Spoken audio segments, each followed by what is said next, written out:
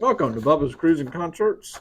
I'm Brent, Bubba's brother. Here we are to talk about a little feature that for an excursion that you might not know about, and this is for a Carnival cruise, and I assume they all do this. Yeah, I think Warrior This does is it when your several. cruise is over, which is never a good thing, but it is going to Wah, come to wah. an end. So you don't have to go out. One of the worst things I've done recently is get off a cruise ship and go stand down at the area outside of the terminal where the people all get out of their luggage and they all go stand in this big circle and hold their phones up in the air looking for their Uber Right. driver. And there's just people everywhere. You can't stop. You can't turn. Just one of the most chaotic things that I've ever done. So I definitely thought that was stressful. Yeah, that's one of the So worst parts is that.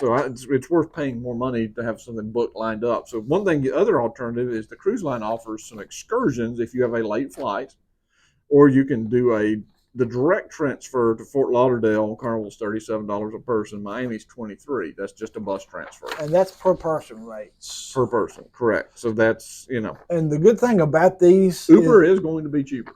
is that these are Greyhound buses, air Loaded. conditioning, qualified people. So it's not. You walk off the ship, you go walk on the bus. And You don't yeah, stand and the best thing about these is that they will, since it's an excursion, you meet up before you leave. Yeah, you don't have to wait. So you meet up at a place in the ship, so you They're don't gonna have get to you off. fight everything. They're getting you off early. If you're not like out of your room by 8, they're having like meltdowns over there. So, but no, you can do some tours where they can, they're all from $50 to $65, and that would be, you can do the top 10 of Miami. You can do Everglades, which if you never did the Everglades, we did the Everglades in an airboat, which is kind of cool. Not with this, but in Right. another lifetime. You can see South Beach. You can That's the one I thought was the next. top 10 Miami, top 10 of Fort Lauderdale. Top 10 of Miami, I actually did, and I can tell a story on that here. I'm not sure what the top 10 of Fort Lauderdale would be, but whatever. But these are. That's all I got. No. Well, basically, these I stumbled upon this. A friend of mine on the ship had like mentioned it, and it was like I just wanted to get to the airport. I had a later flight, so I was just looking to get to the airport the less stressful way I could, and I did the top 10 of Miami, and it was a gold mine. It was just easy. No, it was a breeze. Anything's better than sitting at the airport. Yeah, I mean, like air conditioning bus. They carried me to there, and it got me. My flight was at the 4 o'clock. And you were going from Miami to Fort Lauderdale, right? Yeah, so, and it was. I didn't care what they showed me. I was just looking to get there. That's quite a haul if you've not done it. And a lot of the Uber drivers don't line up for that route. Yeah, like if it would have been 3 or 4 people, it might cost me more. But if you just got 1 or 2 people, it's probably going to be even cheaper. But there's different ones, but like basically it's just an easy way to get to either the Miami or the Fort Lauderdale. Less stress. Yeah. So that's in short, that's what it is. Yeah, I mean an Uber from Miami's terminal to Miami Airport is going to be $20 probably total or something like that. But the thing you get into when you do that, you say you can't get the cheap Ubers because you got too much luggage off a 7-day cruise. Right.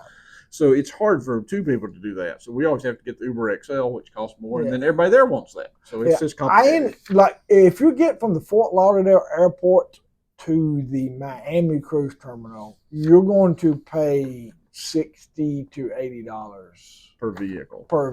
Yeah, it's a little bit of a haul with traffic. Right. But a lot of the places like Southwest and Spirit and some of these bargain carriers only go to Fort Lauderdale. So that's why you're flying to Fort Lauderdale because it's typically a little cheaper. So flying to Miami, if you don't fly to Fort Lauderdale to go on a cruise ship to Miami, as cheap as I am, I told myself I would not do that again. It's just it took me an hour to get there.